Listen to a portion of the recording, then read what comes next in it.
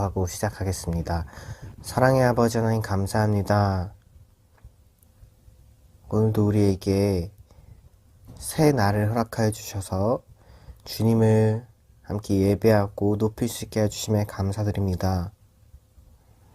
주님만이 우리 영광과 존귀와 찬양을 받기에 합당하신 분이심을 고백합니다. 우리가 그 한 분 되신 주님을 더 사랑함으로써 우리 이웃을 또 더 사랑할 수 있는 그런 자들 될 수 있게 도와주세요. 감사드렸고 예수님의 이름으로 기도드립니다. 아멘. 네, 찬양하실게요.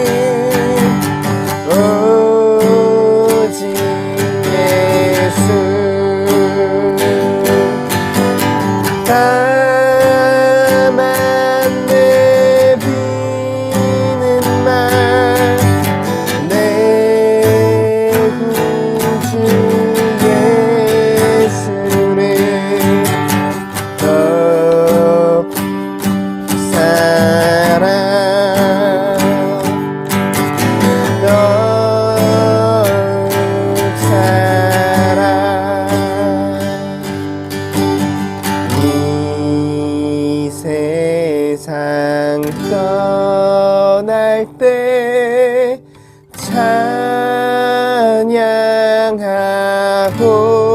찬양하고 숨질 때 하는 말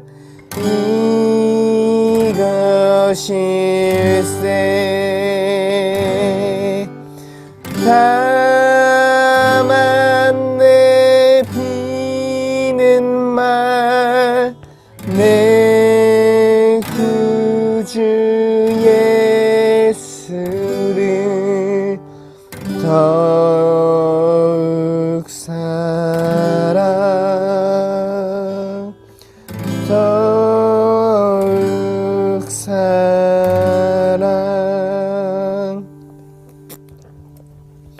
이 시간 잠깐 함께 같이 기도했으면 좋겠는데요. 같이 이렇게 고백했으면 좋겠습니다. 주님, 내 주님 되신 주님을, 내 구주 되신 주님을 제가 더욱더 사랑하길 원합니다. 그 주님의 완전하신 사랑 안에서 받아들여짐을 경험하는 우리 되게 해주세요. 우리 모든 실패, 우리 모든 연약함, 우리 모든 아픔과 눈물까지도 들으시고 받아주시는 그 주님 앞에 우리가 이 시간 같이 함께 나아갔으면 좋겠습니다. 주님 한 분만 더 깊이 더 많이 사랑하길 원한다고, 또 우리 이웃들을 더 사랑할 수 있는 자 될 수 있게 해달라고 이 시간 같이 함께 기도하시겠습니다. 기도드리겠습니다. 사랑의 아버지님 감사드립니다. 주님이 저의 왕이십니다. 주님이 저의 주인이십니다. 주님만 저의 삶을 통하여서 높임을 받아주시기 원합니다. 주님 한 분만 더욱 사랑하길 원합니다. 저희 이웃을 더 사랑할 수 있는 자 되길 원합니다. 주님, 저의 마음과 생각들을 주께로 붙들어 주시옵시고, 저를 필요로 하는 이들, 주님, 여전히 고통 가운데 있는 이들, 여전히 아픔 가운데 신음하고 있는 그들에게로 저를 보내주셔서, 주님, 우리 그리스도인들을 통하여서, 저를 통하여서 그들의 마음이 어루만져지고 위로를 얻고 주님 새롭게 빚어져가는 그런 역사가 있게 해주세요.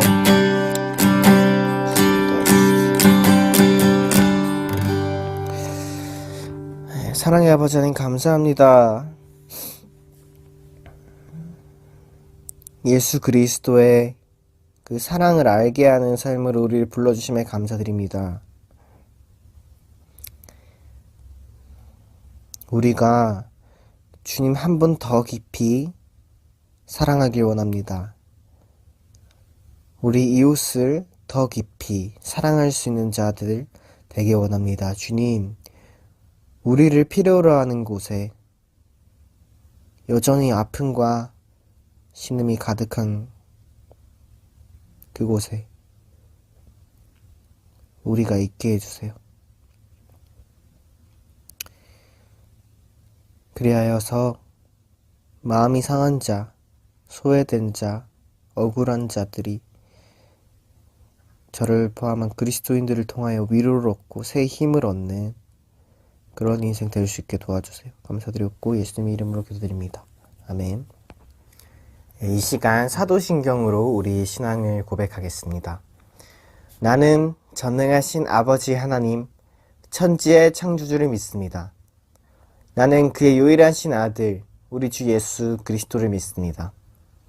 그는 성령으로 잉태되어 동정녀 마리아에게서 나시고 본디오 빌라도에게 고난을 받아 십자가에 못 박혀 죽으시고 장사된 지 사흘 만에 죽은 자 가운데서 다시 살아나셨으며 하늘에 오르시어 전능하신 아버지 하나님 우편에 앉아 계시다가 거기로부터 살아있는 자와 죽은 자를 심판하러 오십니다. 나는 성령을 믿으며 거룩한 공교회와 성도의 교제와 죄를 용서받는 것과 몸의 부활과 영생을 믿습니다. 함께 기도하시겠습니다. 하나님 아버지의 은혜를 감사합니다. 벌써 2026년도 2월을 맞이했습니다. 우리가 한 해를 시작하며 새로운 각오를 다지는 사이에 벌써 한 달이 지났습니다. 아버지 하나님, 날씨가 참으로 춥고 또 경제도 얼어붙고 정치적으로도 참으로 경험하지 못했던 그런 일들이 지금 벌어지고 있습니다. 하나님 아버지, 이 나라의 민족을 불쌍히 여겨 주시옵시고 우리가 먼저 하나님께 나아가는 그런 믿음을 굳건히 하는 2026년도가 될 수 있도록 인도하여 주시옵소서. 이제 경제가 어려움으로 인하여 많은 사람들이 어려움을 당하고 있습니다. 아버지, 그들에게 힘과 용기를 주시고 아버지, 그들이 정말 어려운 가운데 하나님께 기도하며 나갈 수 있도록 인도하여 주시옵소서. 정치가 어렵고 또 이 이념과 사상이 이제 친북, 종중, 좌파 사상에 물든 사람들이 정권을 잡고 그들을 뜻대로 이제 이 나라를 끌고 가자 합니다. 그러나 이 나라는 자유민주주의 시장경제의 기독교 국론에 의하여 출발된 그런 나라입니다. 우리 많은 국민들이 깨어서 정말 주권자로서 이 나라를 어떻게 가야 될지 우리가 목소리를 내는 그런 국민들 되게 하시고 모든 위정자들이 하나님을 두려워하며 온전히 정말 나라 민족을 위해서 자기 사심을 버리고 이념과 사상을 버리고 오직 나라 민족을 위해서만 일할 수 있도록 하나님 인도하여 주시옵소서. 오늘도 신령과 진정으로 예배하게 하시며 말씀으로 은혜받아 세상 가운데 승리하는 저희들 되게 하여 주시옵소서. 감사드리며 예수님 이름으로 기도했습니다. 아멘. 안녕하세요. 백목사의 크리스찬 독서교실. 이번 시간은 헨리 조지의 진보와 빈곤이라는 책을 소개합니다. 산업 불황의 원인과 빈부 격차에 대한 탐구와 해결책이라는 책인데요. 자, 이 책을 먼저 소개하면 오늘날 세계 토지 제도에 큰 영향을 준 경제 사상 고전이다. 아인슈타인이라든지 헬렌 켈러, 톨스토이가 추천한 책이다. 자, 이 진보와 빈곤에서는 산업 분화의 원인과 빈부 격차에 대한 이 탐구 해결책을 제시했는데, 그 토지 문제가 있다. 토지를 너무 독점하고 지주들이 독점하는 데 있어서 빈부의 대물림. 그래서 이 토지에 대한 이 세금을 단일 체제로 토지 가치세를 세게 된다. 현재 이제 부동산 값이 폭등하고 여러 가지 이제 그 빈민들의 어려움을 겪고 있는 그런 해결책을 일찍이 소개한 책입니다. 그렇지만 이제 노동과 자본만을 중시하는 마르크스 사상이라든지 애덤 스미스의 경제 사상이 주를 이루니까 헨리 조지의 토지 사상은 이제 변두리 주변의 이론으로 취급됐죠. 그럼 오늘날 이제 부동산 투기, 빈부격차 문제가 점점 심각해지니까 헨리 조지 사상이 역대 정부, 역대 세계 여러 나라를 통해서 계속 조명되고 있다. 아인슈타인은 이렇게 얘기했습니다. 인류에게 불행하게도 헨리 조지 같은 사람들이 아주 귀하다. 지적 예리함, 예술적 형식, 정의에 대한 불타는 사랑 등이 그의 경우처럼 아름답게 종합된 사례는 찾아보기 어렵다. 자, 톨스토이는 이렇게 얘기했습니다. 헨리 조지의 가르침에 동의하지 않는 사람들은 단지 그것을 제대로 깨우치지 못한 사람들이다. 그의 가르침에 반대하는 것은 불가능하다. 왜냐하면 그 가르침을 잘 알게 되는 순간 그것에 동의하지 않을 수 없기 때문이다. 톨스토이도 헨리 조지의 사상을 많이 받아들여서 그의 소설에서 그런 얘기들을 많이 언급되고 있다라고 하죠. 자, 헨리 조지는 미국의 정당인 정치가 있는데 1839년에 태어나서 1897년에 돌아가신 분입니다. 헨리 조지는 미국 필라델피아 가난한 가정에서 태어났다. 공립학교도 아니다 성공의 학교로 전학했는데 중퇴하고 이제 점원 생활하고 또 배를 탔고 화물선에서 일했고 나중에 이제 인쇄소에서 식장으로 일했는데 또 서부에 가서 이제 금강사업 때나 망하고 다시 이제 인쇄공 식장공을 했다. 그러다가 이제 그 글쓰기 실력 인정받아서 기자가 되고 나중에 편집장까지 됐다. 그러고 나서 이제 그런 뉴욕으로 가서 그 아일랜드 민족주의 운동 조직과 접촉하게 되고 또 강연도 하게 되고 노동기사단에 가입하고 여러 가지 정치 활동도 했는데 결국 뉴욕시장 선거에 나서는 이제 2등을 했다.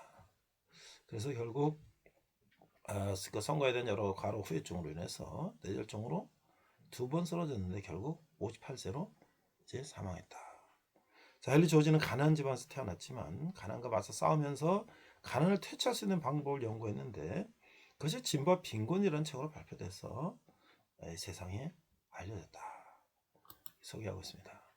우리 번역은 이종인 번역으로 되어 있습니다. 자, 목차를 보면 1권은 임금과 자본, 이거는 인구와 식량, 멜서스 이론도 이렇게 평가를 했죠. 분배의 법칙, 다음 4권 물질적 진보가 부의 분배 위치는 효과, 5권 문제 해결, 6권 해결책, 7권 해결책의 정당성, 8권 해결책의 적용, 9권 해결책의 효과, 인류 진보의 법칙, 그다음 결론, 그다음 돼 있고요. 추천사는 헬렌 켈러라든지 프랭클린 루스벨트 대통령이라든지 노벨 경제학 수상자인 밀턴 프리드만 같은 분들이 추천사를 썼어요. 자, 이 책 속으로 보니까 문명 세계를 괴롭히는 수수께끼는 이런 것이다. 왜 생산력이 가장 높고 부의 생산이 가장 대규모인 곳에서 빈곤이 발생하는가? 우리는 이제 이 수수께를 풀려고 한다. 빈곤을 생산력 감소 탓으로 돌린 멜서스 이론은 이 현상을 설명하지 못한다. 그런 모든 객관적 사실들과 일치하지 않는다. 이렇게 주장하고 있어요. 자, 그리고 그러나 우리가 사물의 근원과 자연스러운 선후 관계를 살펴보면 이거 자본을 우선하는 것은 역전된 순서이다. 자본은 맨 먼저 오는 것이 아니라 맨 나중에 오는 것이다. 자본은 노동의 사용자가 아니라 실제로는 노동에 의한 고용되는 것이다. 노동은 활동적인 최초의 힘이고 따라서 자본의 사용자가 된다. 노동으로 토지를 상대로 투입될 수 있고 부로 변모시킬 수 있는 물질을 끄집어내는 것은 토지가 있어야 되겠다. 그래서 이제 토지가 중요한데 이 토지로 인해서 이 지대, 이 땅값이죠. 또는 토지 가치의 투기적 상승을 산업 불황의 근본적인 이것도 1차적인 원인으로 지목하면서 이것을 이제 강조했다는 거죠. 그래서 이런 산업 불황은 갑자기 오는 것처럼 보인다. 처음에는 발작의 특성을 보이다가 곧이어 탈진한 같은 무기력 상태에 도달한다. 모든 것이 정상적으로 돌아가고 상업과 산업이 활기차게 확장해 나가다 갑자기 마른 하늘에 벼락처럼 충격이 온다. 은행이 도산하고 큰 제조업체와 상인이 부도가 나고 충격이 전 산업에 퍼져나가는 것처럼 실패가 뒤따르고 온 사방의 노동자들은 해고가 되고 자본은 이유 없는 유가증권으로 전락한다. 자, 그래서 이제 인간에서 땅에 속한 것을 모두 빼앗아 버린다는 면 그런 단지 육체가 떨어져 나간 정신에 불과하다. 물질적 진보는 우리가 토지에 의존하여 살아가야 한다는 사실을 변경시키지 못한다. 물질적 진보는 땅에서 부를 생산하는 능력을 향상시킬 뿐이다. 그래서 따라서 토지가 독점되면 그것은 임금을 높여주지 않고 노동력밖에 없는 사람의 생활 조건을 개선시키지도 않고 이런 독점이 한없이 계속될 것이다. 그것은 토지 가치를 계속 상승시키고 토지를 소유한 사람들의 힘은 더욱 강하게 만들어질 것이다. 그래서 이제 이 토지의 독점의 문제를 얘기했죠. 이 사회 악을 제거하는 데는 단 한 가지 방법밖에 없는데 그것은 원인을 원천적으로 제거하는 것이다. 부가 증가하는데 빈곤이 심화하고 생산력은 높아지는데 임금은 줄어든다. 그 이는 모든 부의 원천이며 모든 노동의 터전인 토지가 독점되어 있기 때문이다. 라고 얘기를 하고 있는 거예요. 문명국가에서 부의 불평등한 분배가 계속 나타나고 물질적 진보가 계속될수록 불평등이 점점 심화되는 현상은 왜 그런 것인가? 그것은 소수의 개인들이 토지 소유권을 그들의 손에 집중시키고서 노동과 자본의 생산한 부를 가져가는 힘을 더욱 집중시키기 때문이다. 그렇게 설명하고 있죠. 자, 그래서 이 토지에 대한 이야기는 우리 성경에서 나오는 희년, 7년 안식년이 7번 되는 50년째 다시 모든 것을 다시 돌려주는 희년 사상에 기인한 것인데 출판사에서 이렇게 평가하고 있습니다. 헨리 조지의 집필 경위는 헨리 조지는 식자공 생활을 했는데 인쇄에서 만난 단 늙은 식장으로부터 도시는 매일 발전하는데 왜 우리 노동자들이 이렇게 가난하게 살까 하는 한탄한 소리를 듣고서 이런 생각을 시작했다라는 것이죠. 사람들이 다 같이 가난을 고통받는다면 그나마 덜 괴로울 텐데 왜 어떤 사람은 아주 잘 살고 어떤 사람은 아주 열심히 일해도 가난하기만 할까 하는데 의문을 품었다. 헨리 조지는 당초 고전 경제 가르침이 맞는 것으로 생각했어요. 가령 임금은 자본에서 나오는 것이기 때문에 노동자 수가 늘어나면 임금으로 돌아가는 몫은 적을 수밖에 없다는 설명을 그대로 믿었는데 그래서 1870년대에 미국 서부로 들어오는 철도 부설 공사에 중국 노동자를 많이 수입하는 걸 반대했다고 해요. 그러나 나중에 조지는 생각을 바꿨어요. 노동자가 많을수록 오히려 부가 늘어난다고 봤기 때문이다. 이렇게 해서 이것은 리카르도와 미리 임금위를 반박하게 된 계기였고 가난한 사람이 계속 가난할 수밖에 없는 것은 토지를 많이 가진 부자들이 생산물의 상당 부분을 짓대로 가져가기 때문에 담이라고 지적하고 있어요. 그래서 마지막으로 조지는 짓대를 모두 국가 세금으로 회수한다는 아주 파격적인 주장을 펼치고 있다. 자, 이 진보와 빈곤의 책에 대한 반응은요. 남북전쟁과 노예 해방은 헨리 조지의 사상 형성에 결정적인 영향을 미쳤다. 헨리 조지는 진보와 빈곤에서 토지 사회제의 폐해가 노예제의 그것에 못지않다면서 그것이 현대판 노예제도를 만들어내는 가장 커다란 사약이다라고 이제 이야기를 했죠. 헨리 조지의 사상은 그의 시대에 엄청난 영향을 미쳤고 그의 사상은 조지즘이라는 알려진 경제 철학을 성립시켰고 그의 사상을 신봉한 사람들로 조지스트라고 한다는 것이죠. 그 대표적으로 진보 빈곤은 진보 시대의 시작을 알리는 다팔소리라는 얘기도 듣는다. 그래서 이제 이 진보주의 시대, 그다음에 이제 영국의 폐변협회 회원, 이제 저명한 극작가인 조지 버나드 쇼는 이렇게 말했어요. 헨리 조지는 1880년대 영국의 대표적 사회개혁가 6명 중 5명의 영감을 준 인물이다. 이 사람들이 결국 폐변협회 같은 사회개혁운동 조직을 만들었다. 이렇게 또 설명했고요.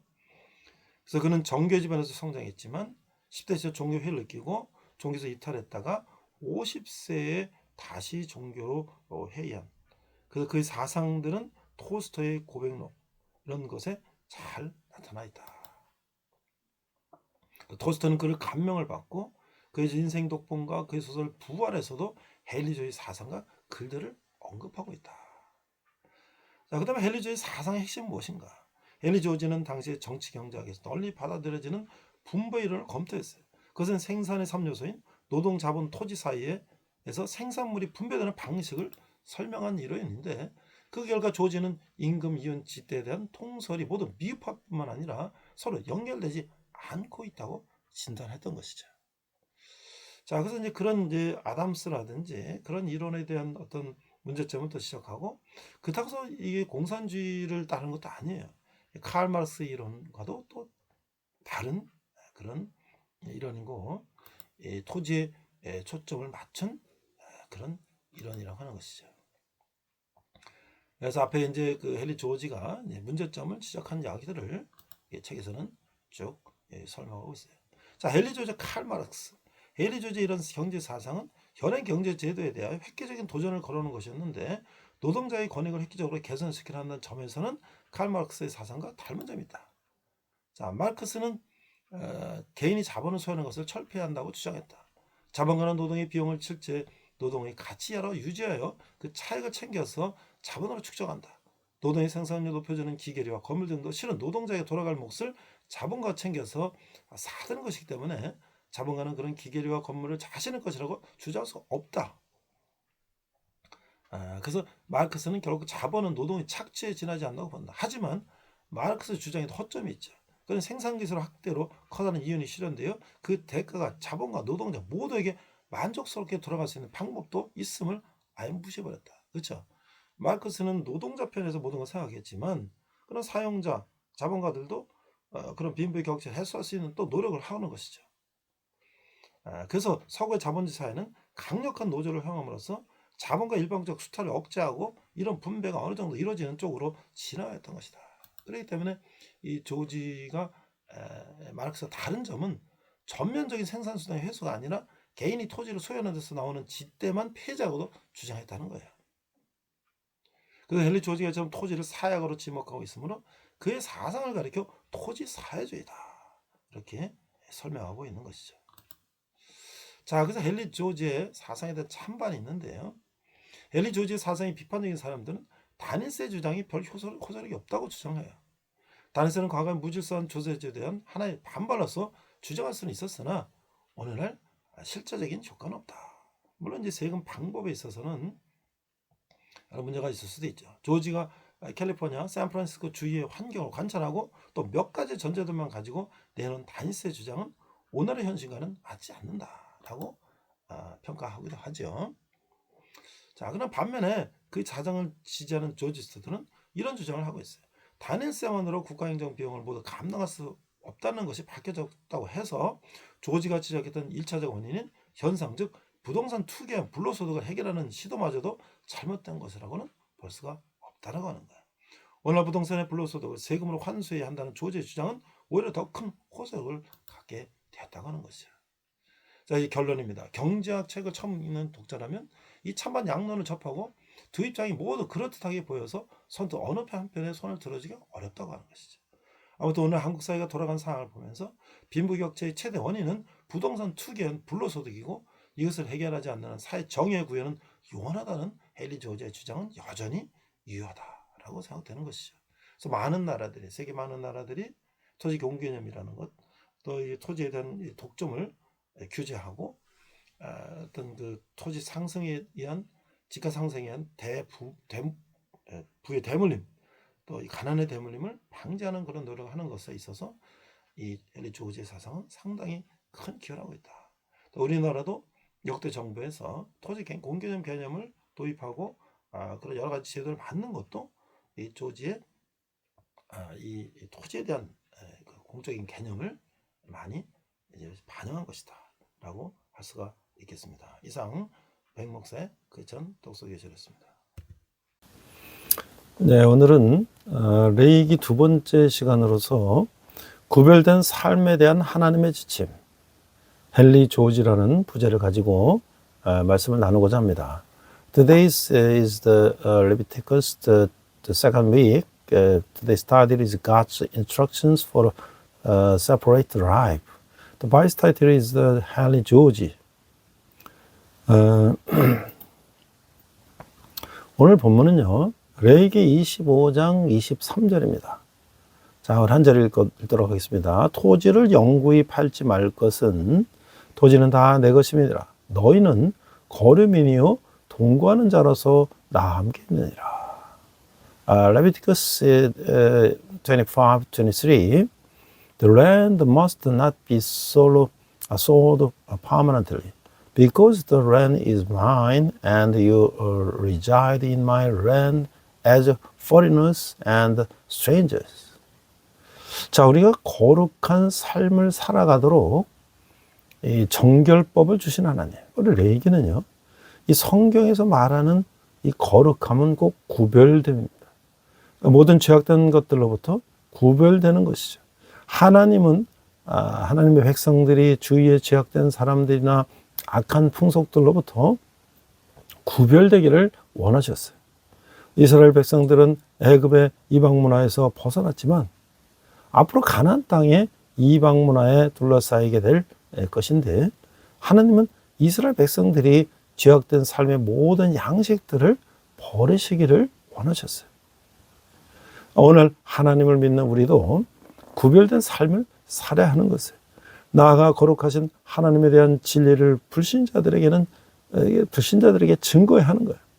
우리가 구별된 거룩한 삶을 살아간다면 하나님께서는 그로 인해 우리가 살 것이라고 약속하셨어요.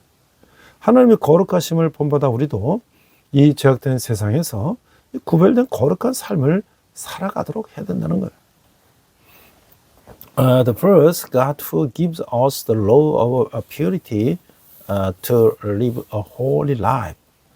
Holiness, as the Bible speaks of it, means being set apart from all sin.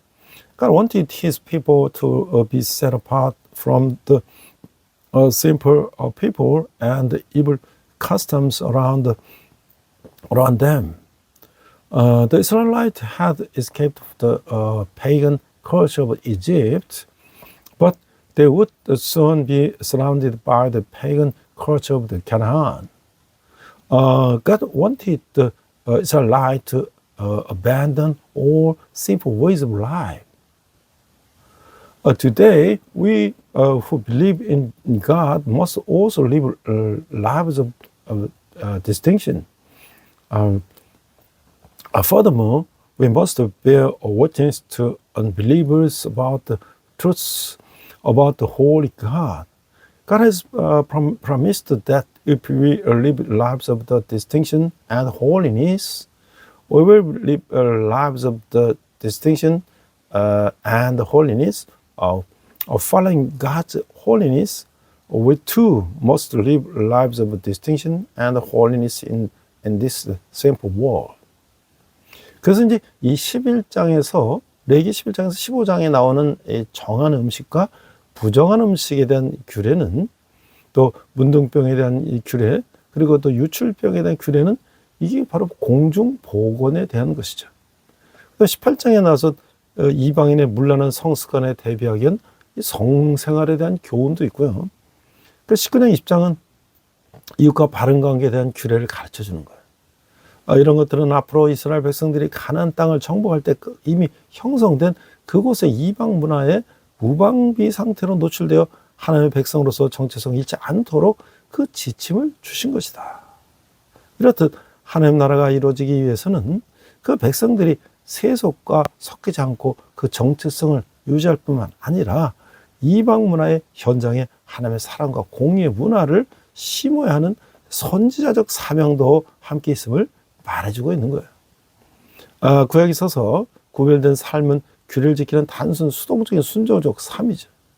그러나 신약적으로 구별된 삶은 단순히 수동적 삶을 넘어서 보다 능동적이고 더 적극적인 삶이라고 하는 거예요. 그리스도인들은 구별된 삶을 산다는 이유로 이분법적 사고로 세상과 선을 긋는 삶을 중요하게 생각하는 삶을 살아서는 안 된다고 하는 것이죠. 그리스도인들은 오히려 더 적극적으로 세상을 향하여 나아가 그 세상의 시대 정신을 주도하며 세상에 그리스도의 문화를 심어야 한다는 거예요. The first, the regulation regarding clean and unclean food, leprosy, and discharging the chapters 11 to 15 concern public health. The second, chapter 18, provides sexual education to guard against the promiscuous sexual habit of the foreigners. The third, chapter 9, Chapter 19 to 20 teach regulation for proper relationship with neighbors. These guidelines were provided to ensure that the Israelites would not lose their identity as God's people when they conquered Canaan, exposed to the already established foreign culture. In the Old Testament, the life of distinction was simply a passive obedience, or holy obedience, and obedience to the rules. However, in the New Testament, a life of the distinction goes beyond mere passivity. It is more active and proactive. Christians should not live lives that prioritize dichotomous line between themselves and the world simply because they live a little the life of distinction.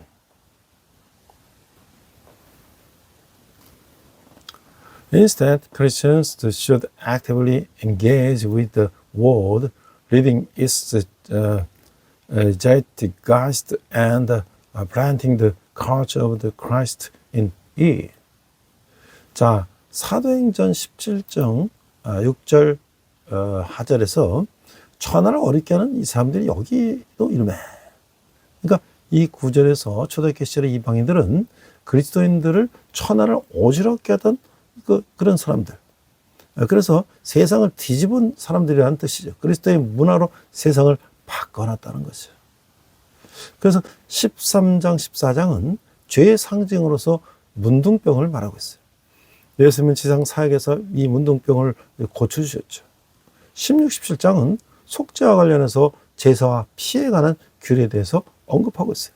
16장은 속죄의 중요성을 언급하고 있어요.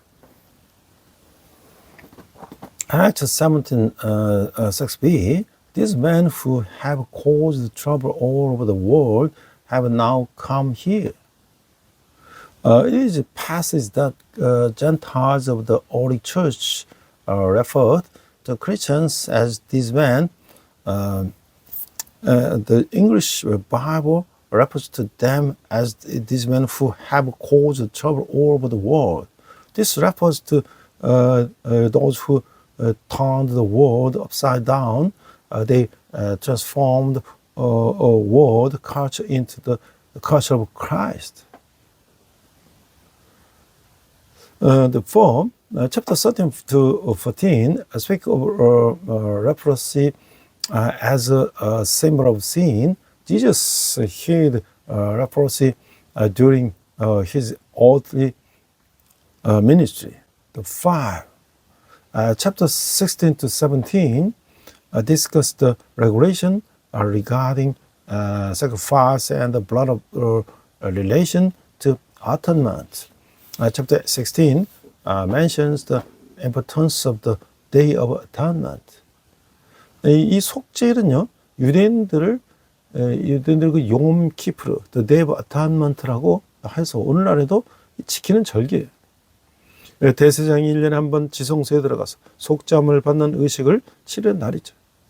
창세기 3장 2절에서 발생한 죄를 해결하는 길은 이 피밖에 없고 제물인 짐승의 피는 1년만 유효할 뿐이죠. 그러나 대제사장인 예수님이 우리를 대신하여 제물이 되어 뿌린 피는 영원한 속죄력을 갖는다는 거예요. 그래서 히브리서 10장 1절 이하는 인정된 신학적인 해석에 해당하는데 히브리서 9장 22절 하반절에 보면 피 흘림이 없은 적 사함이 없느니라. 이것은 레위기를 메시아적 상징으로 해석해 주고 있는 거예요. 그러므로 히브리서는 반드시 레위기의 눈으로 읽어야 하고 레위기는 반드시 히브리서적으로 해석한다는 것이죠. 그리고 찬송가 184장은 나의 피를 씻기는 예수의 피밖에 없느라고 찬송하고 있는 거죠. This day of atonement called Yom Kippur by the Jew is a holiday still observed today. It is the day on which the high priest enters the most holy place once a year to perform a ritual of atonement. The only way to atone for the sins described in the Jesus Genesis 32 is through the blood, and the blood of the sacrificial animals is only valid for 1 year. However, the blood of Jesus, the high priest, that sacrificed himself on our behalf, possessed the eternal atonement. Hebrew 10:1 and following theological interpretations of this chapter, Hebrew 9:12b, without the shedding of blood, there is no forgiveness. Hebrew interprets Leviticus as a messianic symbol.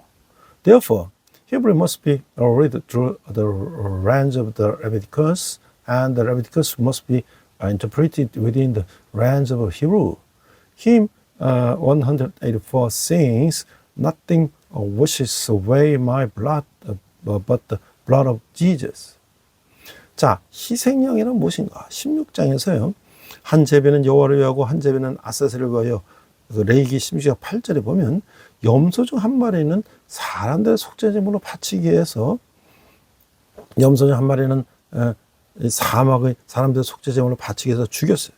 제사장은 그 다음 두 번째 염소의 몸에 두 손을 대고 백성들의 모든 죄를 그 염소 위에 고백하여 사람들의 죄를 뒤집어서 그 염소를 광야로 내몰았어요. 이 두 번째 염소를 아사셀에게 간다라고 성서에 기록되어 있어요. 그 아사셀은 무엇일까? 한 성서 해석자는 이 단어의 의미가 영어의 희생양, scapegoat라는 단어를 파생시킨 떠나는 염소, 도망치는 염소라는 의미를 가지고 있다는 의견을 제시하고 있어요. 그에 반해서 다른 학자는 염소가 보내지는 장소의 이름이 아사셀이라는 의견을 제시하고 있어요. 대부분 학자들은 이 단어가 성난 염소와 유사한 의미를 가진 것으로 생각하고 있는데, 아사셀은 사악한 정령들이 즐겨 거주하는 지역으로 믿어지는 사막에 있는 악마의 거처인 것으로 여겨지고 있어요. 두 번째 염소를 쫓아보내는 의식은 나쁜 죄를 원래의 장소로 되돌려보내는 의미를 가진 의식이었다라고 하는 것이죠. 아니면 사람들이 모든 불의를, 인간의 해를 미치지 않는 장소로 보내는 의미를 가진 것 같기도 하다는 거예요. What Lot was for the Lot and other Lot was for Azrael, Leviticus 16:8. One of the goats was killed as a sin offering for the people. The priest then touched the second goat with both hands and confessed all the sins of the people over it, sending it into the wilderness with the sins of the people over it. The Bible records that this second goat went to Azrael. 자, 이스라엘 백성이 지켜야 할 절기를 이제 우리가 23장에 보면 이스라엘 백성이 하나님의 행하심을 기억하면서 지켜야 할 절기를 보여주고 있는데, 이 절기는 이제 강제로 지키는 것이 아니라 삶을 기뻐하는 그런 삶을 주신 여호와를 기뻐하는 절기는 축제라고 하는 거예요. 그러니까 23장에 나온 절기를 보니까 참 6월절은 이제 애굽의 노예 생활에서 해방된 것을 말한다. 그런데 이게 오늘 신학적으로 보면 그리스도 유월절 어린 양을 뜻한다. 또 무교절은 애굽에서 급히 탈출한 고생스러운 일을 이제 뜻하는데, 이것은 옛 삶을 벗고 새 삶을 시작하는 것을 의미한다는 거예요. 77절이 바로 오순절인데요. 이것은 밀추수의 첫 소산을 봉헌하기 위한 것인데, 장차 성령의 풍성한 임재를 이제 이루어질 그 신약시대의 교회를 예표한다. 나팔절은 나라 백성의 죄를 해마다 용서받기 위해서 한 것인데, 이건 그리스도의 십자가 희생을 통한 속죄와 구원을 말한 것이다. 나팔 불 때 우리가 일어나잖아요. 자, 그 다음에 이제 그러니까 나팔을 부는 것은 복음과 재림의 예표다. 그러니까 속죄일은 나라 백성의 죄를 해마다 용서받기 위한 것인데, 그리스도의 십자가 희생을 통한 속죄와 구원이다. 그 다음에 초막절은 출애굽 이후에 이스라엘 백성들이 광야에서 40년 동안 생활한 것을 말하는데, 하나님의 보호와 그리스도의 통치하의 번영과 축복을 말하는 것이다. 이렇게 얘기할 수가 있어요. The fast of the Israelite must keep the chapter 23. Chapter 23 shows the fast that the Israelite must keep in remembrance of the God's actions. These fasts are not compulsory, but rather a festival of joy, celebrating life and rejoicing in the Lord who gave us such life. The Passover. Passover means freedom for slavery in Egypt. This means Christ is a Passover lamb. The fast of the unleavened bread, the arduous journey of the hasty escape from Egypt. The mean leaving behind the old life and beginning a new one. The fast of the weeks, Pentecost, it is to offer the first fruits of the wheat harvest. This means fresh shadows the church of the New Testament era, which will be established through the abundant presence of the Holy Spirit. The fast of the trumpet is to mark the Sabbath months and offer sacrifices. It means blowing trumpet symbolize the gospel and the second coming. The day of the atonement is to receive annual forgiveness for the sins of the nation and its people. It means atonement and the salvation through the sacrifice of the Christ on the cross. The first of the tabernacles, it is the Israelites that lived in the wilderness for 40 years after the Exodus. It means prosperity and blessing on the God's protection and Christ's reign. 자, 그런데 여기서 이제 우리가 그 안식년과 희년에 대해서 우리가 한번 또 살펴보겠는데요. 자, 희년은 안식 개념이 발전된 것이고 회복이라는 하나님 나라의 개념을 가지고 있는 절기예요. 매 7일째 안식일이고 매 7일 전째 되는 안식년이고, 안식년이 7번째 되는 다음 해, 즉 50년이 되는 해를 우리가 희년이라고 한다. 그러니까 이 시즌의 모든 것을 원래 상태로 돌려야 되는 거예요. 특히 토지는 원주민에게 돌려주는 것이죠. 이것이 하나님 나라의 회복을 의미하는 거예요. The verse about the Sabbath and the year of the Jubilee. The year of the Jubilee is a development of the concept of the Sabbath and embodies the concept of restoration in the kingdom of God. Every seventh day is a Sabbath, and every seventh year is a Sabbath year. The year following the seventh Sabbath year, or the 50th year, is called the year of Jubilee. In the year of the Jubilee, everything must be restored to its original state. Land, in particular, must be returned to its original owners. This symbolizes the restoration of the kingdom of God. 자, 그래서 하나님의 복지 정책이 바로 희년이다. 자, 희년에 해당하는 히브리어는 요벨인데 수양의 뿌리라는 뜻이에요. 이 수양의 뿔을 불어서 희년의 시작을 알린 데서 유일한 명칭인데 그래서 희년을 요벨의 해라고 하는 거예요. 희년은 50년마다 돌아오는 신 자유와 해방의 해를 말하는 거예요. 7년 신 주기 마지막 해인 안식년을 7번 보낸 다음에 즉 50년째의 해인 속죄일의 대상인 나팔을 불어 선포함으로 1년 동안 지키는 규례라고 하는 것이죠. 희년이 되면 땅을 쉬게 했으며 모든 빚진 것을 탕감해주고 땅의 소유권을 원래 주인에게 되돌려 주어야겠다는 거예요. 그리고 동족의 종들을 가족의 품으로 돌아가겠다는 것이죠. 하나님 희년 규례를 통해서 땅의 공적인 주인은 하나님이신 것을 기억하셨어요.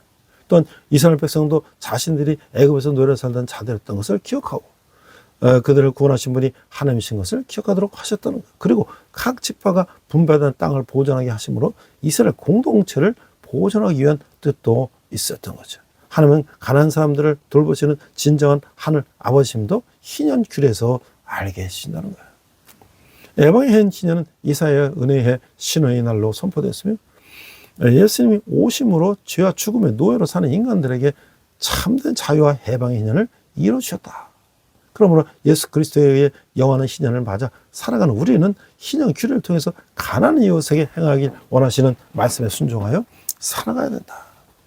즉 주 안에서 지체된 형제 자매는 영원한 유업을 받을 사람이여 자유와 기쁨을 맛보도록 함께 부름받은 사람들이기 때문이다. 라고 하는 거예요. The fifth, God's welfare part is the year of Jubilee. The Hebrew word for Jubilee is Yobel, meaning a ram's horn.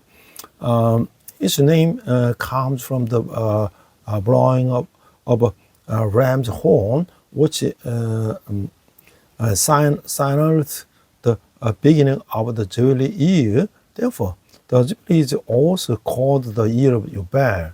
The Jubilee refers to the year of the divine freedom and the liberation that occurs every 50 years. It is a year-long ordinance observed on the Day of the Atonement.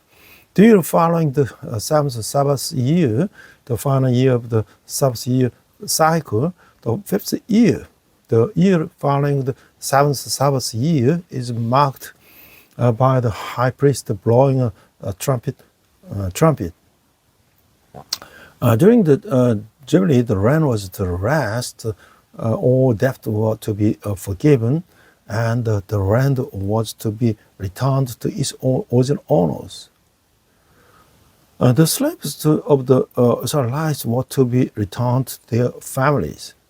Through the Jubilee ordinance, God reminded the Israelites that He was the ultimate owner of the land. He also reminded the Israelites that they had been slaves in Egypt, and it was God who had redeemed them. Furthermore, by persevering the land allotted to each tribe, God intended to preserve the community of Israel. The Jubilee ordinance also reveals that God is the true heavenly Father who cares for the poor. The Jubilee, the year of the Revelation, was proclaimed by Isaiah as the year of the grace and the day of vengeance.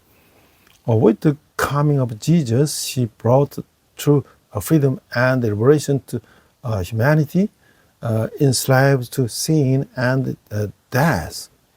Therefore, as we live in the eternal Jubilee under Jesus Christ, we must live in obedience to the word which he desired to practice for our poor neighbors. Through the Jubilee regulations for our brothers and sisters in the Lord are those who will inherit the eternal inheritance and are called foreigner to experience freedom and joy. 근데 그리고 27장에는 이제 서원이 나오는데 서원은 하나님께 무엇을 하겠다거나 일정 기간 동안 하지 않겠다고 약속하는 것이에요. 서원은 반드시 지켜야 했고 이해하지 못할 경우는 이 속건제를 드려야 된다라고 하는 것이죠. 그 레기 28장은 이 서원의 대상, 서원물로서 사람, 생축, 집, 밭 등을 기록하고 있는데 사람의 경우 속전을 바치도록 했고요. 배치된 속전은 성전 수리나 제사장의 생계에 도움을 주는데 상응했다는 거예요. 생축은 다른 것으로 대체할 수 없었으며 부정한 동물이면 그 생축의 값에 20%를 더하여 드렸다는 거예요. 집을 드리게 했을 경우 제사장이 정한 값을 드려야 했고 무르게 된다면 그 집값의 20%를 더하게 드렸다는 거예요. 땅의 경우는 시년을 중심으로 하여 매겨진 값에 따라 달랐어요. 무르기로 한다면 그 값에 더하여 드려야 했다는 거죠. 생축의 값, 첫 새끼나 하나님께 아주 바쳐진 것들은 속하거나 물을 수가 없었다는 거예요. 이 서원은 하나님께 더 깊은 헌신을 하는 좋은 기회가 되지만 거룩하신 하나님을 향한 것임으로 함부로 해서는 안 된다고 하는 것이죠. The chapter of the bow, chapter 27, bows. A bow is a promise to God to something or to refrain from doing something for a certain period of time. Bows were mandatory and failure to fulfill them required the guilt offering. In the case of land, the value was determined based on the Jubilee years. If it was to be redeemed, an additional offering had to be made. The firstborn of the livestock and those dedicated to God could not be redeemed or redeemed.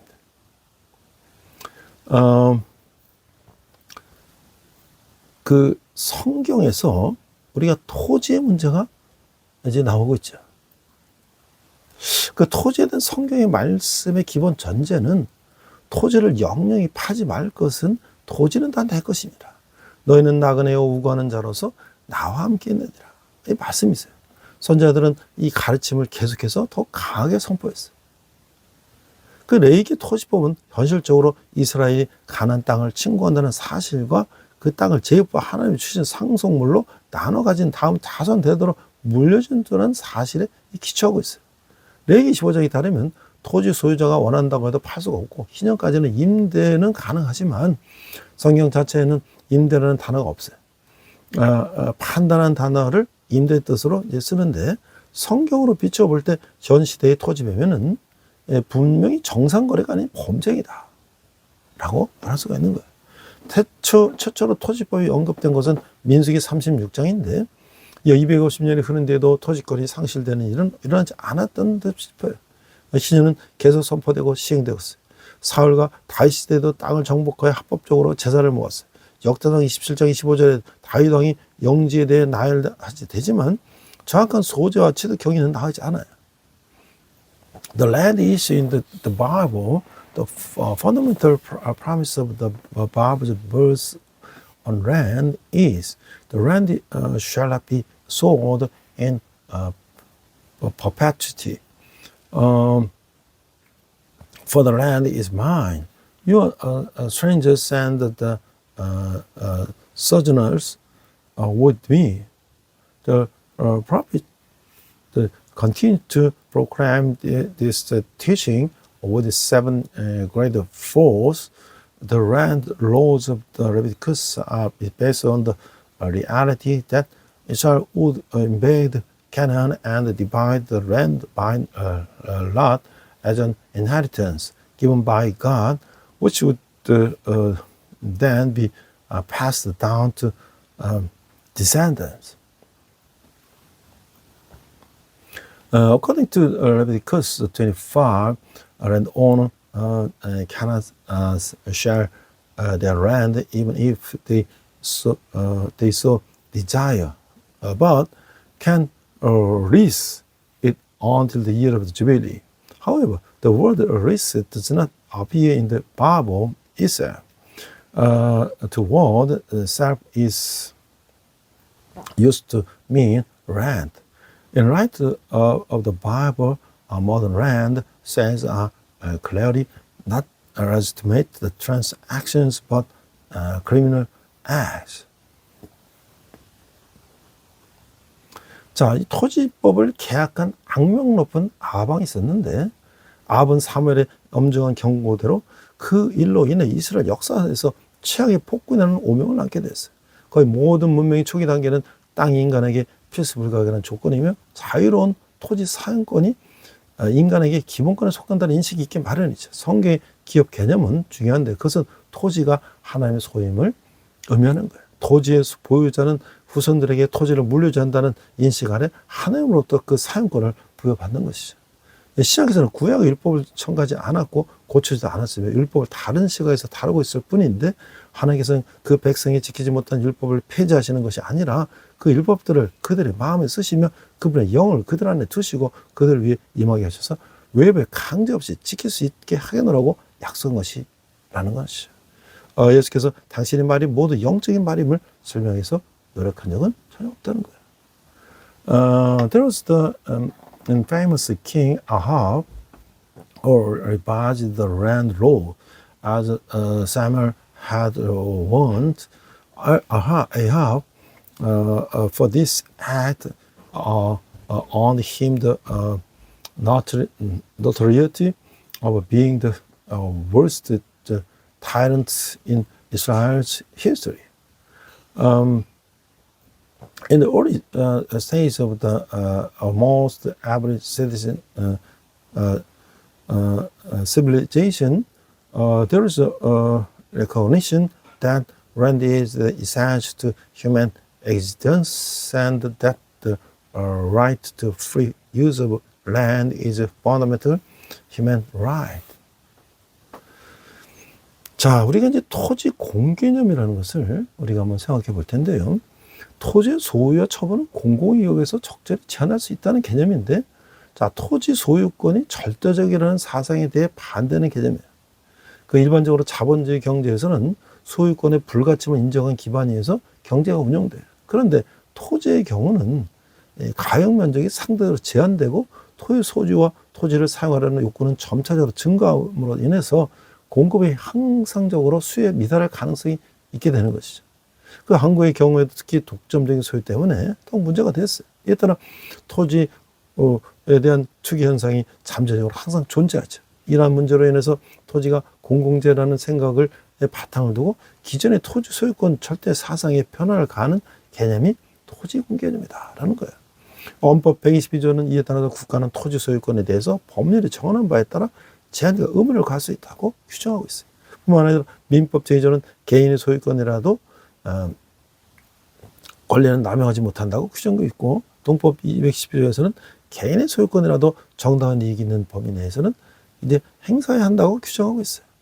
이거에 대한 본격적인 논의는 1980년대 후반에 전국적으로 부닥친 부동산 투기 열풍과 이에 따른 심각한 규모의 지가 상승이 서민의 생활권을 가중시켜서 부동산 투기가 심각한 문제로 부각될 때 이루어졌어요. 이에 따라 정부는 1989년 전국구에서 택지 소유나 법률, 토지 초과 이득세법, 개발이익 환수제에 관한 법률 등 토지 공개념 관련 법을 제정했다는 거죠.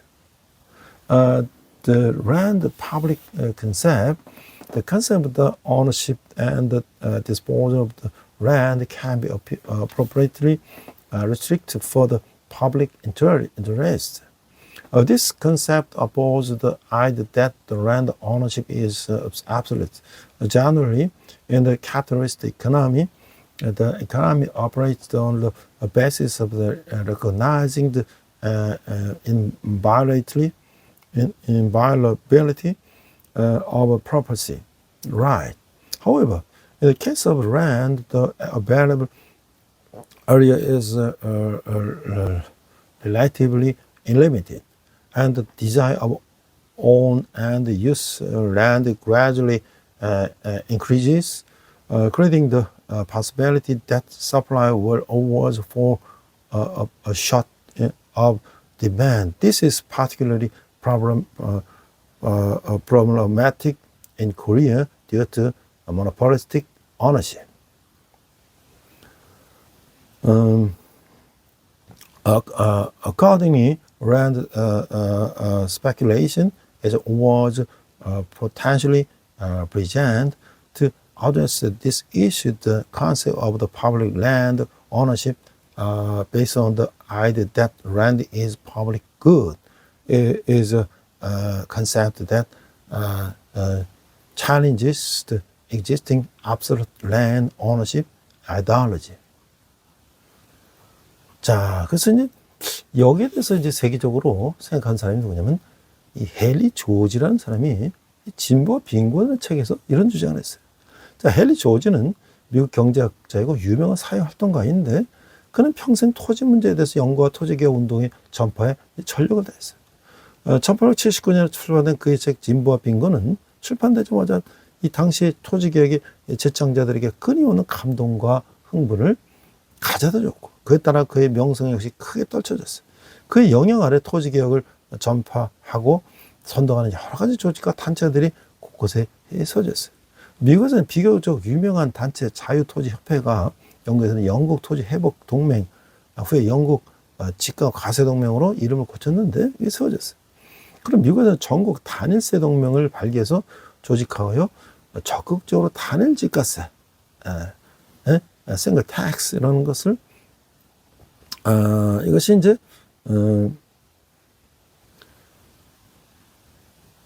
이런 것들이 이제 생겼어요. 그보다 이 토지 가치세로 표현되거나 아니면 이 책의 번역된 우량지행과 왕일홍이 번역한 대로 지대라는 의미를 하는 지조, 땅에 대한 세금을 사용하여 지조세로 번역하는 것이 더 좋았을 것이라고 판단되는데 이 주장을 추진해 나갔지만 나갔고 토지개혁, 세수 개혁의 세계적인 운동을 불러일으켰어요. 자, 이런 것들이 급지적인 정치활동 중에 뛰어난 업적을 세우는 큰 문을 그는 열어줬는데 그의 말년에 그는 두 차례 뉴욕시정 후보로 추천되었어요. 그가 1897년 세상을 떠난 후 그의 추종자들은 그가 제창한 진보 운동을 했던 것이죠. 진보 이 외에 토지 문제 뭐 이런 등의 책을 썼다는 거예요. Henry George's Progress and Poverty. Henry George was an American economist and renowned social activist. He devoted his life to researching land issues and promoting the land reform movement. His book Progress and Poverty, published in 1979, immediately inspired land reform advocates of the time, significantly increasing his population. Under his the influences, numerous organizations and groups were established throughout the country to promote and advocate the land reform. 그 단일세라는 게 뭔가? 그 헨리 조지의 가장 대표적인 정책이자 유명한 정책이 바로 단일세예요. 그 단일세라는 것은 말 그대로 소득세 같은 다른 종류의 모든 세금을 없애고 지대 토지세만 세금을 부여하는 정책이에요.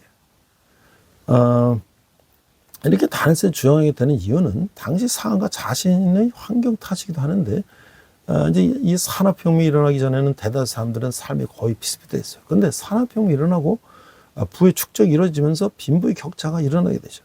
당시 빈민층, 헨리 조지도 이제 그 빈민층이었는데, 그래서 이제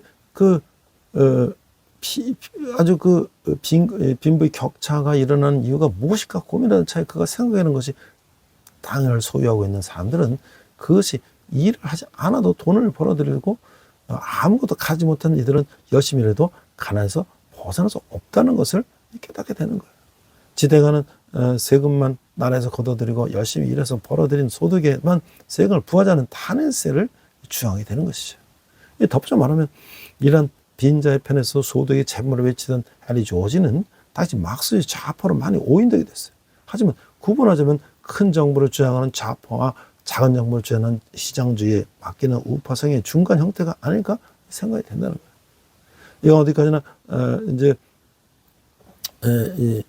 이 빈자의 편에 서서 부의 재분배와 좀 더 평등한 세상을 원했지만 단일세를 주장했듯이 이 작은 정부 형태를 주장하기도 했어요. 근데 이 땅의 소유한 대부분의 사람들은 가난한자나 기득권 계층이죠. 따라서 헨리 조지의 이론이 힘을 받기 힘들 수밖에 없었어요. 그가 이제 여러 정부들이 부담 정책들을 보면 뭐 헨리 조지의 이런 영향을 받긴 했지만 이 어려움이 많은 것도 이런 사실이라는 거죠. The single tax, Henry George most representative of the famous policy was the single tax. The single tax, as the name suggests, was a policy to eliminate all other taxes, such as the income tax and the impose a tax only on rent.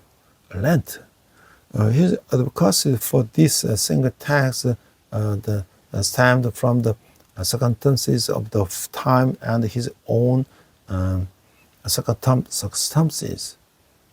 As you know, before the Industrial Revolution, most people's life were largely similar. But with the Industrial Revolution and the accumulation of the wealth, the widening gap emerged between the rich and the poor. And George, who was living in poverty at the time, even he couldn't escape poverty, traveling across America, helping with publishing and doing other jobs, became intimately familiar with this situation.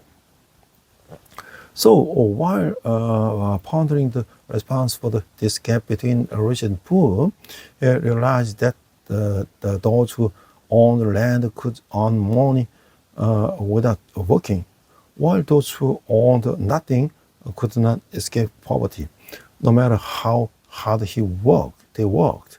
He advocated for a single tax, where the government would collect taxes only on land rents and levy taxes as only on income earned through hard work. 자, 이제 이러한 토지 공개념에 대한 것을 또 국내에서도 이것을 소개한 분이 계신데 누구냐면 바로 대천덕 신부님이에요. 자, 이 대천덕 신부님은 1918년 중국 산둥성에서 이제 장로교 선교사 아들로 태어났어요.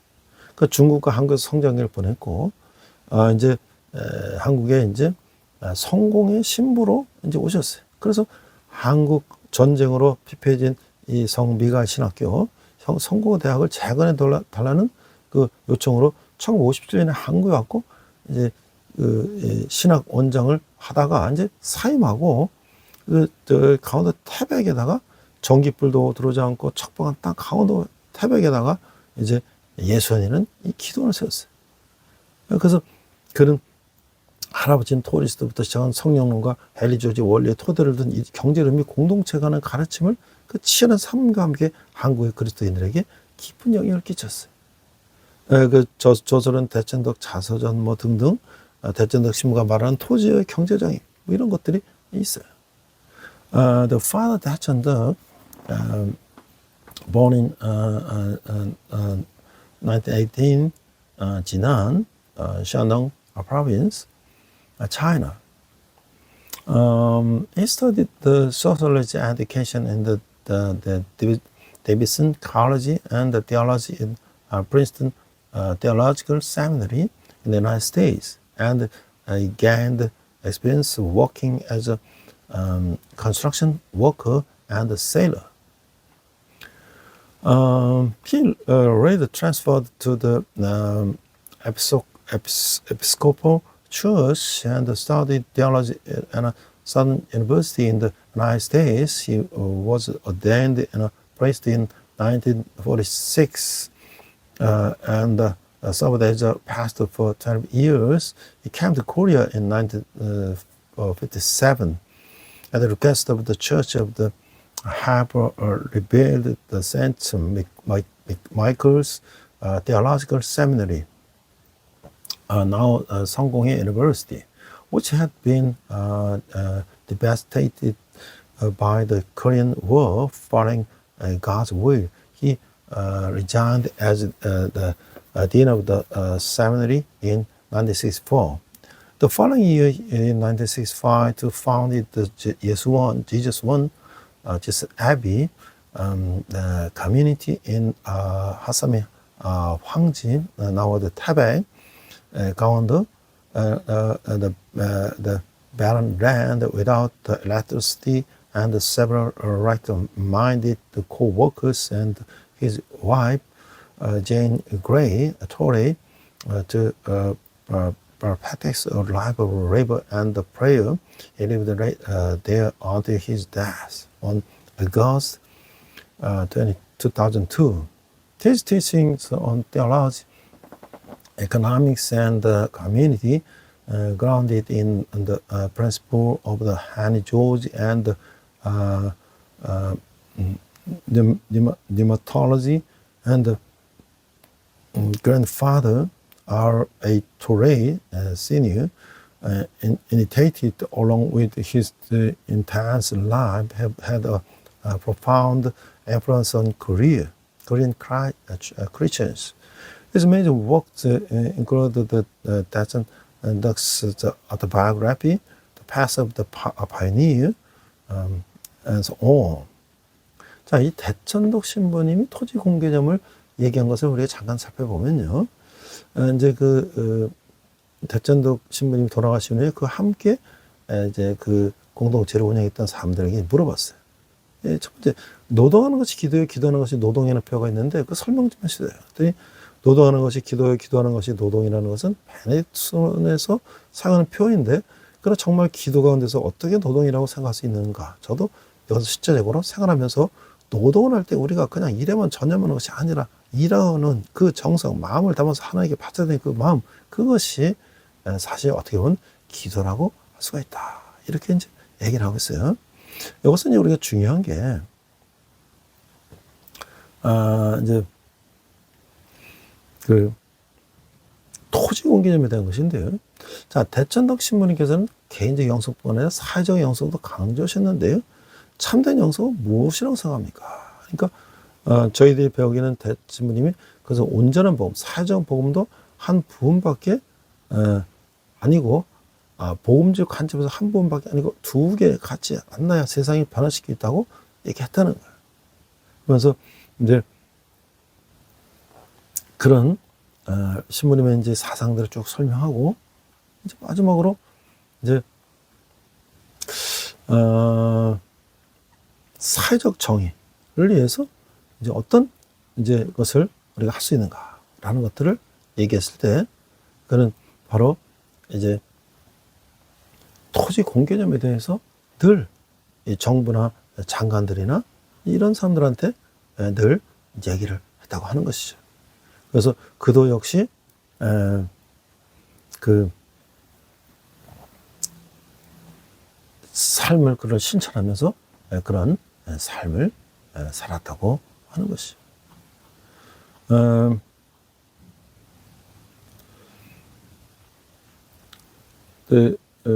The news casting that, so you are saying we shouldn't recognize an owned income record real estate. The answer is that that's right. If we start recognizing unowned income, people who work hard and sweat will disappear. 그런 얘기죠. 그래서 우리가 이런 것들을 실천하는 일에 앞장을 섰고, 또 우리가 이승만 대통령이 토지 개혁을 한 것도, 지주의 땅을 이제 유상으로 사서 그걸 유상으로 이 소장농들한테 몇 년에 갚도록 이렇게 한 것도 바로 성경이 말하는 희년, 주빌리를 실천한 것이 아닌가, 이런 생각을 하게 되는 것입니다. 우리가 이런 성경의 원리를 이 자본주의 경제가 빈익빈 부익부로 가는 것을 어떻게 좀 평등한 사회로 갈 수 있는가를 우리는 기억하고 또 실천해야 할 것이죠. 기도하겠습니다. 하나님께서 성경에 말씀하시는 거룩함은 구별됩니다. 우리도 모든 지역된 것으로부터 구별되게 하시옵소서. 특별히 교회가 자기중심주의에 빠짐, 연합과 협력하는 것에 대해서, 그리고 사회적 정의를 외면하지 않게 하여 주시옵소서. The holiness of God speaks of the power is a separation. May we be set apart from all sin, especially may we not allow the church to become self-centered and to turn away from unity, cooperation, and social justice. We pray in Jesus' name. Amen. 이 시간 헌금 찬양 하시겠습니다.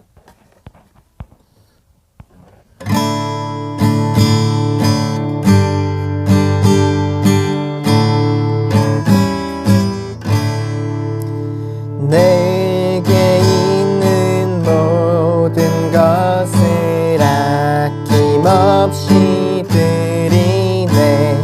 사랑하고 의지하며 주만 따라 살리라. 주께 드리네. 주께 드리네.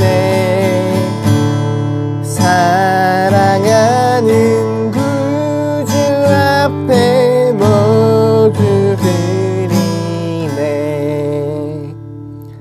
아멘.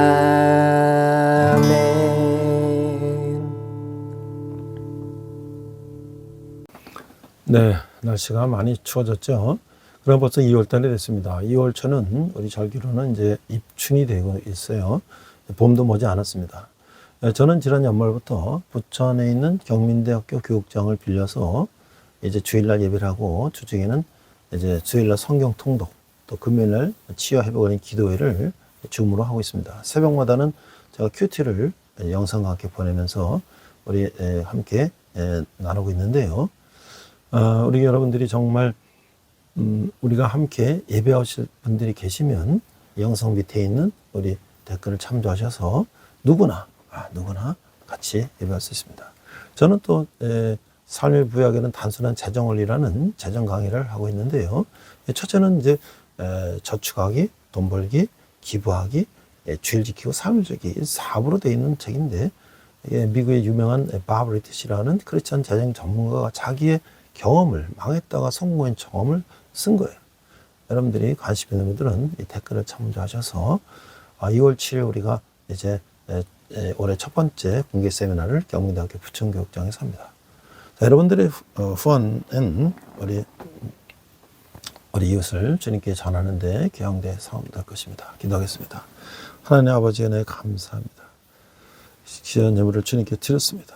예물에 쓰이는 것보다 주님 영광이 나타나게 하시고, 우리 정말 절망 가운데 있는 영혼들이 주님께 도는데 귀하게 사용되게 하여 주시옵소서.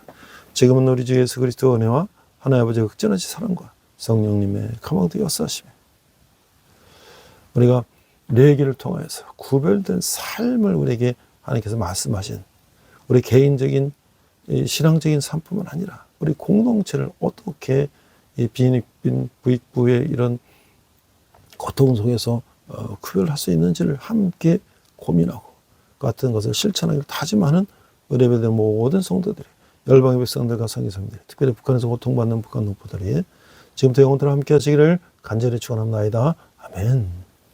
우리 함께 선한 능력으로 찬양하시면서 한 주간 승리하시기 바랍니다.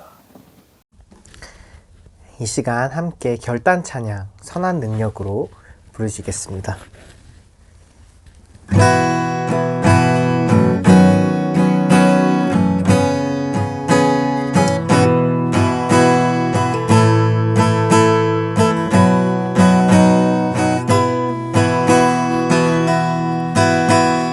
선하님의 고요히 감싸여 그 놀라운 평화를 누리며 나 그대들과 함께 걸어가네. 나 그대들과 하늘을 여네. 지나간 허물 어둠의 날들이 무겁게 내 영혼 짓눌러도 오 주여 우릴 외면치 마시고 약속의 구원을 이루소서. 그 선한 힘이 우릴 감싸시니 믿음으로 일어나를 기대하네. 주 언제나 우리와 함께 계셔. 하루 또 하루가 늘 새로워. 주께서 밝히신 작은 촛불이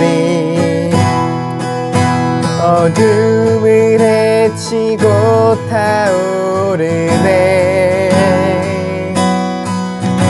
그 빛에 우리 모두 하나 되어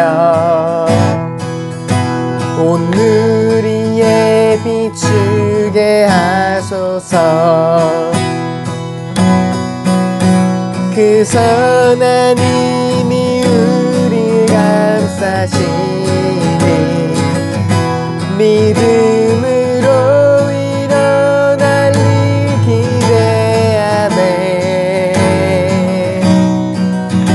주 언제나 우리와 함께 계셔. 하루 또 하루가 늘 새로워. 이 고요함이 깊이 번져갈 때 저 가슴 벅찬 노래 들리네.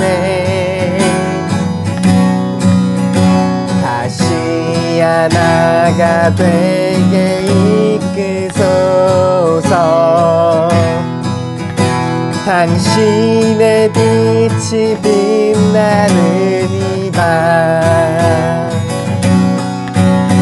그 선한 힘이 우릴 감싸시니